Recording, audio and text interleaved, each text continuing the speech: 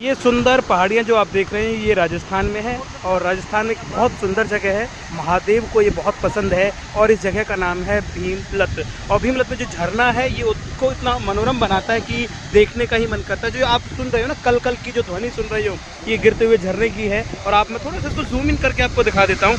ये बहुत सुंदर झरना है और ये जब हम लोग बूंदी से 30 किलोमीटर की तरफ चलेंगे तो ये आता है। और मैं ही कह रहा था कहाँ कि चल श्री अभी हम लोग यहाँ भीमलत में हैं। देखो कितना सुंदर झरना है, आपने देखा ही था इसको। इसकी गहराई बहुत ज्यादा है, आपको ऊपर से नहीं पता चलेगा, लेकिन अगर आप इसके पास जाएंगे तो वो डीप है। अच्छा। और ऊपर से बिल्कुल, और हालांकि पूरा ये एरिया जो है वो रेलिंग लगा रेलिंग। अच्छा, जो रेलिंग की जो बात की चंद्रश्री मैं आपको दिखा भी दूं। अच्छा, ये रेलिंग इसलिए की गई, कुछ गवर्नमेंट के नॉर्म्स होते हैं कि कई बार हम जो खबरें देखते हैं ना सेल्फी के लिए लोग वहाँ तक चले जाते हैं और ये जीव आते हैं तो वो हिंसक हो सकते हैं, तो आप यहाँ पर ना आए। हाँ, तो वो वन्य जीवों की बात हो रही है। देखो लोग यहाँ पर सेल्फी भी करा रहे हैं, ये आर के हैं सेल्फी करा रहे हैं। इन्होंने इस बात का बहुत ध्यान रखा है कि इस रेलिंग के इस तरफ ही रहे, उस तरफ ना जाएं। और कुछ चीज़ें और भी हैं, जैसे यहाँ पर बंदर हम लोग देख रहे थे। कुछ वन्य जीवों का इलाका है, उनको हम लोग कुछ खाने का सामान ना दें और ना ही उनको छेड़छाड़ करें। अगर वो जा रहे हैं तो जाने दें, उनका रास्ता अलग है। और ये रहा हमारा जो हम बात कर रहे थे भीमलत में महादेव मंदिर की। वो महादेव मंदिर है, हनुमान मंदिर भी है यहाँ पर, आपको टीले पे ऊपर दिखाई देगा।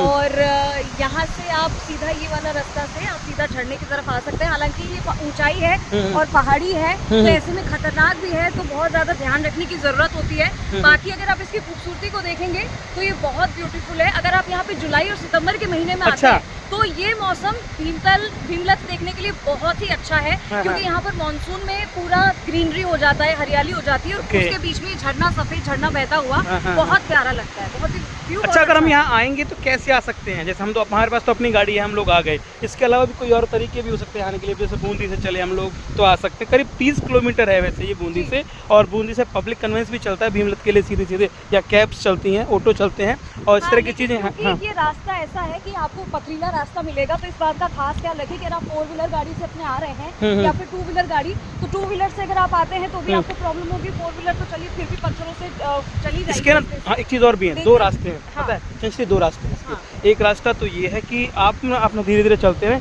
गूगल ने अपडेट कर दिया। जो एक रास्ता पुराने वाला रास्ता है, जिसकी चंद्रश्री जो बात करी थी ना, वो जो पुराना रास्ता है, वो जो पत्थर है वो। लेकिन अगर आप सुबह आते हो बड़ा अच्छा लगेगा उस पर आने में भी आपको, वो पत्थर वाला रास्ता है। और दूसरा जो अभी नया बन गया है, चलिए लेकिन एक बार फिर मैं ये कहूँगा आप उसकी खूबसूरती, आप संदीप जी आप व्यू देखिए।